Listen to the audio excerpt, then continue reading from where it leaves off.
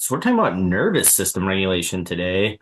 I'm doing part one and part two. We're going to do part two next week because this is huge. And uh, I think you're going to have the epiphany that I have when you're watching today of like, as a realtor, right? If you don't know me, I've been in real estate for what, like 14 years now. And I ran a team that was doing over 300 sales a year when I was 26. I had a business partner, had satellite offices, and I've been a full-time coach now for 8 years. Done over 10,000 calls with agents who have ADHD, primarily, and that is my specialty, and speaking all that stuff. And I too was an ADHD realtor that didn't understand why certain things didn't work for me, and I felt like I was hiding, stuff that I was falling short, and I had imposter syndrome and all this stuff until I realized what worked for my nervous system. But a lot of the stuff that I got, and I'm curious if you experience this as well, we don't really talk about the nervous system when we're building a business. It's like, here is the logic or here is the action that you have to do, but we don't talk about as much of the B and how we're able to do that. So has anybody, for example, you know what to do, right? You know to do lead generation or you know to time block, but you can't do it. Like there's anxiety, there's resistance, right? Like that's our nervous system. And so we know what to do, but we can't do it. Or we're not able to do it. And it's not just lazy and you don't care. You really want to do it and you just can't, right? Or you shut down or you get paralyzed. And so when we look at it's really about the nervous system and how we're regulating, and then we're going to be able to do the thing. And as a coach, that's something I know a lot with people is that if I get on the call and someone's completely dysregulated, that is not the time to like push and create pressure because it's just going to make them spin out and burn out and or feel shame or push yourself and get a panic attack or get dysregulated or just be exhausted the next day. And so we have a lot of this in our just achievement culture. And I don't mean just real estate. I mean in entrepreneurial space of, there's no hard days, there's no try, suck it up, like your feelings don't matter, like you just have to do it, like all this stuff. But if you get to a certain point, your brain shuts down. And that's why this is so critical. And that's what we're going to talk about today, is how do we regulate? And we're going to talk about that next time as well. So we're going to do the two parts. So a couple of things that we're going to talk about is what happens under stress. So some of this might be really validating for you if you're just not able to do the things or your executive function is impaired. And we're going to talk about a little the window of tolerance, what you can do about it. So again, we're going to have part two. So when we're talking about our nervous system, a lot of people say with ADHD, we have an interest-based nervous system, right? And you're probably, especially if you're on the spectrum, or you're just more sensitive. We have a lot of sensory stuff with our nervous system as well. With ADHD, we have a more sensitive nervous system. We're going to get overstimulated more easy. We're going to get more overwhelmed. We're also going to get underwhelmed. Have you ever had that where you're in a training or maybe in school or whatever, where you're just so bored, you're almost getting like dysregulated or depressed, or you just like you pass a certain threshold and it's like apathy, like you just don't care, or you can't feed yourself, you can't make food, you can't clean, like that kind of stuff can happen as well. And so it's important, right?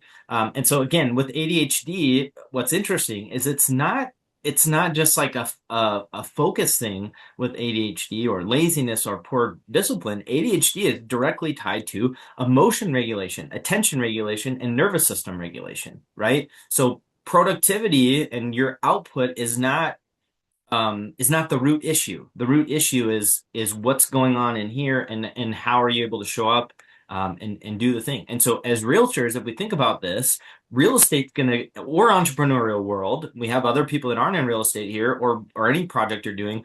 Real estate and entrepreneur especially are constantly activating the nervous system, right? So we have daily examples of like commission uncertainty, financial stress, rejection all the time, right? Whether it's putting yourself on social media, whether it's calling people, market shifts. You might have difficult clients. That might trigger you. I've had clients that have kind of triggered me or just like not brought the best out in me, and I've had to regulate. Constant interruptions, right? Constant demands with our phone. We're negotiating. We've got financial pressure. We also have higher levels of empathy with neurodivergence. And so we care about our clients. And if they don't get the property, or maybe we're in a listing appointment and we're listing the house because they lost their spouse, like that's going to pull us as well. And then we have social interaction, which we're regulating through. And so our business can constantly activate our nervous system. It also keeps us engaged, which is why we're so good at, and there's so many entrepreneurs with ADHD. And so, again, we have variable income that can be dysregulating. Endless decisions. There's constant risk. Rewards are delayed, and there's not always a clear finish line. And it's not a 9 to 5, right? We might have to shut off at 5, but there's 3 things we didn't get done on our to-do list. Have you ever had that? It's hard to shut your brain off, right? So when our nervous system feels unsafe, right, or it's not regulated, a lot of times it's going to prioritize survival. It's not going to prioritize productivity, you know? And I want to speak to Maslow's hierarchy of needs for a second. Has anyone heard of Maslow's hierarchy of needs? You'll see because I worked in mental health for a while, but you're going to see some psych stuff brought in, some models. So Maslow's hierarchy of needs, and this is a well-received theory. I would almost say I don't know if it's proven, but I would say it's pretty well received and well respected in the mental health community. But the concept is that if you don't have like the base of this triangle are your basic needs, right, as a human being, and it goes up. But it's going to start with our survival, which is physiological, right? We need air to breathe. If we can't breathe, we're not going to be thinking about our status, right, in our office. It's not going to happen. If we don't have water and we're like extremely dehydrated to the point like we can hardly open our mouth, we're not going to think about dating or intimacy or you're being with your partner, right? If you don't have like sleep, if you're constantly totally exhausted and you can barely keep your eyes open, you're probably not going to go paint a picture, you know? So again, the same thing with safety, right? So the theory is that until these fundamental needs are filled, our brain is not going to prioritize self-actualization, hitting goals, like future pacing 5-year goals or vision boards. Like it's like we're wired to secure safety. So if we are worried about finances, it's going to be harder to think in abundance, you know? If we're having issues at home in a marriage, it's going to be hard to build your business. If our nervous system feels unsafe, or it feels dysregulated, it's going to be really hard. Not that it's impossible, but it's going to be way more difficult to prioritize some of the stuff that comes with building a business and delayed gratification, right? I'm not going to go lead gen that's going to turn to something in maybe 3 months if I don't know how to get groceries on the table right now. I'm going to try to figure it out, right? So I think, so Maslow's hierarchy of needs, I think this is an important concept to remember of, again, how important it is to pay attention and learn your nervous system. And I think a lot of us, especially as neurodivergent people, have had to numb out from that sometimes, especially if you're sensitive to sensory stuff, noise, lights, overstimulus. We almost have to numb our nervous system out to exist in the world, depending on your sensory needs, and also masking, right? Like for me, for example, I struggle with like people chewing gum or like eating, but I couldn't get up in school or at a business meeting if there was a lunch and learn with everybody else and it's 5 of us and it's an executive team while people are eating, right? And so I like numb out or I dissociate in the past. So anyways, it's normal for us to recreate a relationship with our nervous system, which is then going to be the root of us being able to do the things we want to do. And that's the key.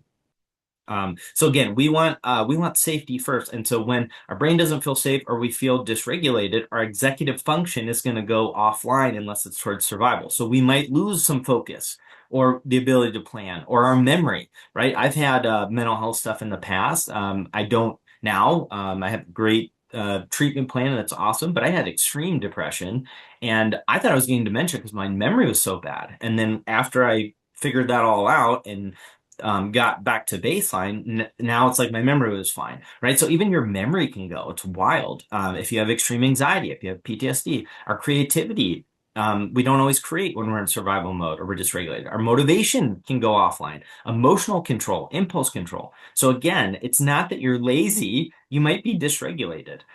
The other thing that can happen when we get that triggered, and probably could have talked about this. So I worked in clinical mental health for 4 years, had clinical supervision, everything. So I learned a lot about trauma as well. And I'm trauma informed. So there's what's called fight, flight, freeze, or fawn. And those are trauma responses if you get triggered. And it could be, when I say trigger, it could be what we call big T, like a big trigger, or it could be a little T, like a little trigger, right? Or just overwhelmed. But fight, flight, freeze, or fawn. And you probably do one or two of these as your natural response. So think in your head, and if you want to put in the chat which one you might do if you get triggered, and this could be any environment. So fight, you might get more irritable, defensive, a little bit more snappy. You might argue with clients or the realtor or just kind of get really heated, right? So you're going to get a little bit more oppositional. Flight, procrastination could fall under that. You might do busy work. You might be scrolling. You're avoiding phone calls. So it's kind of avoidance in that sense. So you're going to find something to kind of disconnect, but you're probably not going to go home, right? But you're going to find stuff that feels busy, but you're going to kind of step away from it. Freeze, if this is you, you can't start. Brain fog, decision paralysis, doom piles, like you're basically frozen, you're almost paralyzed, right? Or fawn, here's another one. You say yes to everything, you like overcommit, you don't really value yourself. You might do a lot of people pleasing, you might have poor boundaries, so you're trying to like fawn almost when you get triggered or it gets stressful, right? So you might have one of those responses. And it's kind of interesting when I kind of tied the fight, flight, freeze, or fawn responses of trigger to what that might look like in a real estate environment. So yeah, let me know if that resonates. But I'm curious if you're one to, let's say you get in an argument with a family member or a friend or I don't know, someone out. Do you usually fight? Are you more of a flight? You leave? Do you just freeze? Or do you fawn? Right? And you start to people please. And then does that also show up in your real estate business if you get dysregulated, right? Or if you get triggered? So I'm curious about that. So again, it's kind of interesting. And what I found is just having a name for stuff, right? When we can put a name on something and we can say, oh, I'm kind of in like fawn mode. Hold on. I'm people pleasing. I'm overcommitting. This is not good. Or, you know what? I'm in fight mode. Actually, I don't think this person is that egregious, or this situation. Or I'm in freeze mode. I'm paralyzed. How do I regulate? So understanding where you're at is how you bring it down. So like if you're in fight mode, it might be taking a step away and cooling it down, right? And bring yourself down. If you're in freeze mode, what can help with that is like something to get movement. So you might go for a walk to get out of this like freeze mode, right? So we want to shift the nervous system out of the state it's in that's not helpful anymore, right? Because again, these are trauma responses. And what you might find is these might mimic what you did as a kid, right? So if you had a parent that was really oppositional and was really dominating, you might freeze or you might fawn, right? If you had a situation where you had to stand up for yourself and you had to fight to protect yourself, and it was like this, and that's what kept you safe, you might do more fight, you might do more opposition. It just kind of depends, and or you might have all four, but it's kind of interesting to think about the crossover, right? So the window of tolerance is kind of related to that as well, and you're going to get another theory. And you might have heard me talk about this before if you've been on some of these calls, but this is the window of tolerance. So with ADHD and with our nervous system, and this is highly regarded in like the mental health field, this window of tolerance, this green part is like you're regulated, right? You're regulated, you're at baseline, you're grounded, you're able to do what you need to do, right? And a lot of us know the most about what's called this hyper arousal. So this is where we're too revved up, and sometimes you can be panicky. It's too much, right? You might not be able to stop when you want to stop. Sometimes this can be helpful if you just go, go, go. It's kind of like if you think of being hyper focused, you're almost in the like here, right? So you're pretty grounded and regulated. You're not where it's uncomfortable, but you're just going, right? And it can reach over into this where now it's like, okay, this is too much. I need to slow it down. I can't bring myself down.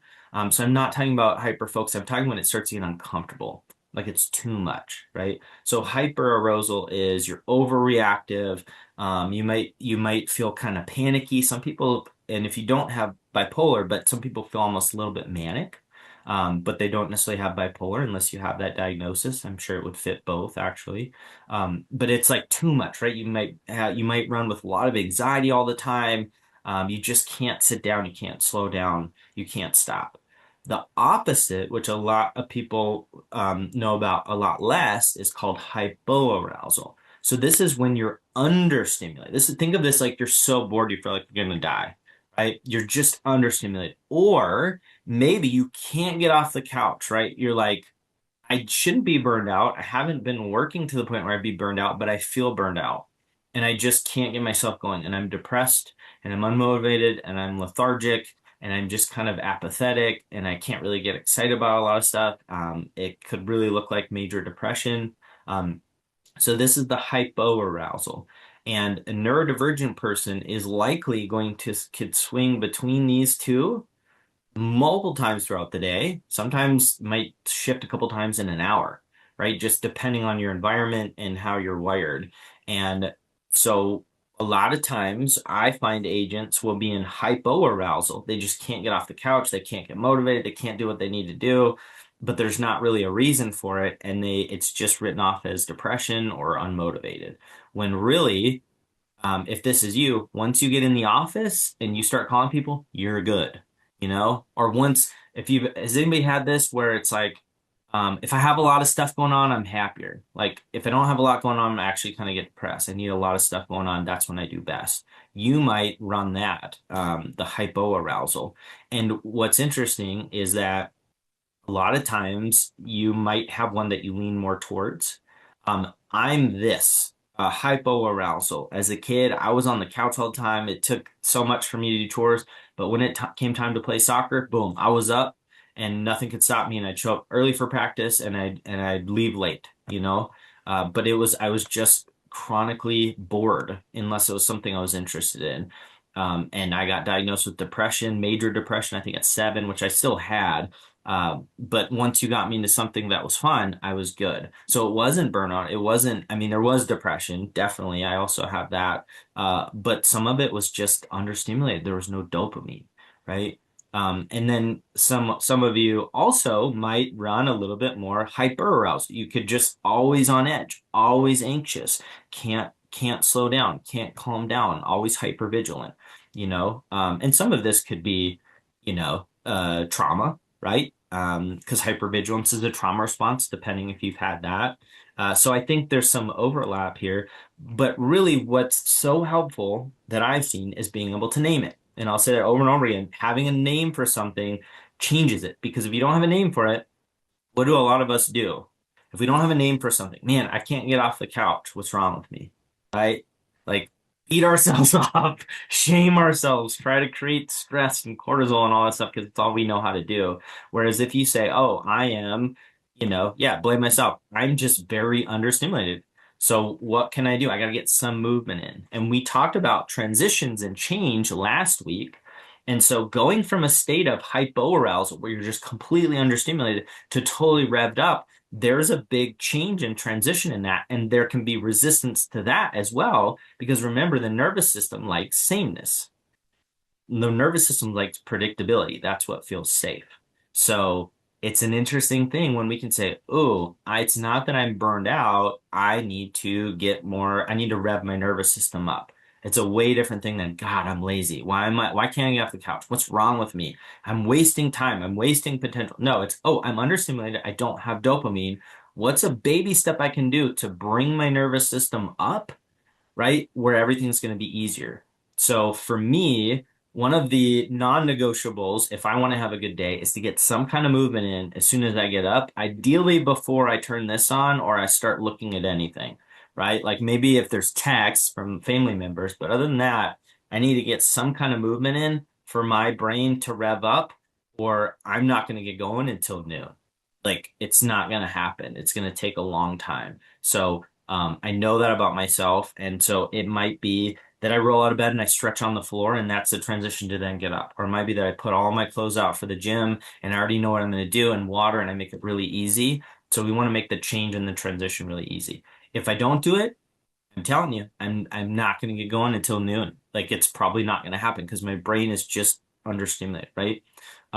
If you are in hyper arousal all the time and you're always dysregulated, if you think about this, what I've noticed as a coach is that people who run in hyper arousal are either going to, like, let's say you're going to make calls or do something that triggers more rejection. If you're already anxious and you're trying to push yourself or force yourself to do an activity that makes you more anxious, your system, even if your brain says, hey, let's do it, your system might say, hell no. Like we're already anxious, we're already at capacity because the brain's trying to keep you regulated. So if you're constantly running anxious and you're constantly hypervigilant and you're constantly revved up, and then you try to add on something that's going to cause rejection, like lead generation, right? Or door knocking or public speaking or something that's like already bringing in more anxiety, it's very normal for your nervous system to reject that and not do it no matter how bad you want to do it. Whereas if you come in and you say, "Oh, I'm so revved up," of course it doesn't want to do it. Right? My nervous system, sometimes you can think of it as its own entity, is trying to protect me. It doesn't see all the I want to do this because of this, because I want to make this income and take my family to Disneyland. It's like prioritizing right now survival, right? It's like survival brain. So the nervous system's like, I'm so revved up. No, I'm not going to do it. And so that's why I just preach over and over again how important it is to be curious when there's resistance towards something versus trying to do some slap and affirmation that sometimes it helps, but maybe it won't, right? Because you might need to regulate first, or just calling yourself lazy or suck it up or force yourself or push yourself. If you are in this, you're going to have a way easier time. You say, hey, I am super revved up. Of course, I don't want to add more to that. What do I need to bring it down? Right? So for this, you might turn off the stimulus, turn off the lights, floor time, lay on the floor, get a soft blanket or hot tea, or listen to binaural beats to kind of bring yourself down, which help your brain waves. If you haven't heard of that, binaural beats. There is a song called Weightless by, I'm going to tell you what it is, Marconi Union. And this is something for me. I'm gonna put a link in here. This is the YouTube link, but you can find it on Spotify and all the stuff. But this was something that I would play when I would get panic attacks, and it works with your brain waves, and it actually could stop them for me. So if you run anxious all the time, here's an example of something that you could try, right? There's all kinds of stuff, but this is actually scientifically proven for a lot of people to bring your anxiety down. So the point is, if you feel resistance towards something, especially lead gen, instead of beating yourself up and putting labels on it, be curious of what's going on and where your nervous system is at. And then you're going to keep finding tools, because when you judge yourself, you're shutting down tools, right? How are you supposed to, I mean, how are you supposed to learn and find tools if you're shutting it down right there? Oh, I'm lazy. Oh, I've always been like this, I just need to get it together. What's wrong with me? Come on, suck it up. Like, why don't I want this? Like, you're just going to stay stuck. If you're like, wow, I'm really, really resistant to making calls today. Like, this is a lot. I wonder what's going on. Where is the resistance point, right? When I start making calls, at what point do I freeze and I stop? What is the story in my head about who's on the other end of the line and what's going to happen when I call, right? What is the story of what is the pain I'm avoiding? Because these are the things that are going to help you understand what's going on, and then you're going to be able to address them. Right. So again, curious, curious, curious. That is going to be your best friend, is being curious. So this window of tolerance, we want to ideally be here, and it's okay if you're not there all the time, right? We just don't want you to be uncomfortable. And then also what I'd say too, which is kind of interesting, is so a lot of neurotypical people, their brain is going to regulate emotion a little bit more manually, automatically, where we're doing it more manually. So remember, in ADHD, we have four parts of the brain that develop a little bit differently. And one of those is the prefrontal cortex, which helps regulate emotion. And that is wired a little bit differently. So we're going to be less risk averse, make great entrepreneurs. We're going to be able to hyper focus for hours on certain things. We're going to have big passion. We're going to be really inspiring. We're also going to have to work a little bit harder at regulating our emotions, and doing it like a manual car. It's a little automatic sometimes, but we're also going to have to drive the stick shift, where someone who's neurotypical isn't going to have to do that quite as much. And so people just don't understand this, right? And so also sometimes if you're overstimulated, you might lash out. You might have impulse control issues. You might say stuff that you regret. You might rage and then you bring it down. So this is not only going to help your business, it's also going to help your home life to just understand what's going on, where you can say, ooh, it's not that they're doing this terrible thing. I am so overstimulated. I need to, what works for me? Okay, I'm going to go shut the door. I'm going to get quiet. I'm going to do something that calms me, and then I'm going to go out and have that conversation, right? Instead of when I'm dysregulated. So yeah, this is what's called the window of tolerance. And then remember, when you're regulated, that's when we're creative. That's when we're productive. That's when we're more flexible. So if you're out of your window of tolerance, you're going to be more rigid. You're probably going to want to control stuff. If you feel like you're a control freak, it might be just your nervous system trying to get predictability and safety, right? And inside that window, you're going to feel more confident. You're going to feel more motivated. You're going to feel more clear. Outside your window, you're going to be shut down, forgetful, impulsive, reactive, overwhelmed, right? So the other thing you can do is expand your window, right? Expand the window of tolerance. So when you get tools in place, I'll show you this one more time. So there are certain environments that I used to not be able to go into, and clients I've coached that they can't go into, that they can be in now because they have tools, right? And because they know their limit. So somebody might get hyper aroused and too much doing lead gen, but now they've identified it. And when you do calls now, instead of I got to get revved up, I got to get whatever, which is what some people teach, you might need the opposite. You might need to turn off, all the distractions and sit still and take a deep breath before you do it, and drink hot tea and have essential oils or a stuffy or something fun. So that's the other thing in some of our training and I talk about calls because that's one of the biggest resistance points that I see, is that a lot of times they teach you got to get your energy up, do jumping jacks, and before you do calls, let's go. Well, if you're someone that runs nervous or anxious or hypervigilant, that's just going to bring you more and more up, and we actually need to bring it down. Does that make sense? So it's not always about rah-rah. It's actually about regulating and getting you in this window where you can do your best work, right? Where you can do the best work. And then also, and I'll say this too, regulating your nervous system or having a regulated nervous system doesn't mean you're Zen, right? It means that your nervous system is at the best place to have capacity to do the thing you need to do. And I probably could have said that at the beginning. So regulating your nervous system is not being super calm. It's not just meditating, although maybe that gets you, but it's is my nervous system primed for the thing I need to do? Because we don't want to be super calm when we're about to go on a listing appointment, right? We want to have just enough of that like nervousness, like before a sports event where we perform our best, you know? And we also don't want to be super revved up and blah, blah, blah, blah, if we're going to go have a quiet dinner with our wife and like have a nice evening, right? So this is going to, or with our kids, right? You may not want to be like super, super calm if you're going to go rollerblading with your kids or with the neighbor, whatever. So the nervous system, it's not always about always being so calm. It's where does the nervous system need to be to have capacity for the thing you want to do, where you stay regulated enough, where it's not too much and it's not too little. If you are burned out, like you're burnt out, there's a very, very high chance it's because your nervous system's been in the on position in one of the under or over, and you're trying to do it through that versus regulate. Because if you're regulated, you're probably not going to get burnt out, right? So if you're in burnout or you're coming out of burnout, has anybody been in burnout before? Have you ever had that where you're coming out of burnout and then you're getting back into business and you're kind of scared to jump in because you don't want it to happen again? So it's like you're not burned out anymore, but you also are not jumping back in like you did before. It's like, I don't know, you're dipping your toe back in because you're so scared of the burnout because you had empathy, and like sometimes you can have thoughts where you don't want to be here anymore. Like burnout can get really, really bad. So this is a great tool if you're in that camp where you're burned out or you're on the verge of burnout or you just got burnout and you're coming back and you're kind of timid to come back in full force.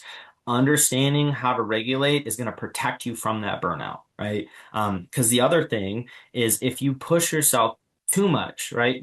You're too much in the revved up. Next day you might just crash, right? You can have that. It's going to be less consistent. Or you just yeah, mental health stuff can spike everything. So again, I would go first to nervous system if there's something you can't do, and then what is the story you're putting on that? And then what are the things that you might your nervous system's like, well, if we call this person, we get rejected, we're going to feel rejected. It's going to be anxiety. That's too much for where we're already at. No, I'm not doing it. Like that can go on subconsciously. Whereas if we have a story, oh, I'm gonna call this person, no matter what they say, I know I'm gonna be okay. So if it's a lot, I'm gonna calm it down and I'm gonna be fine.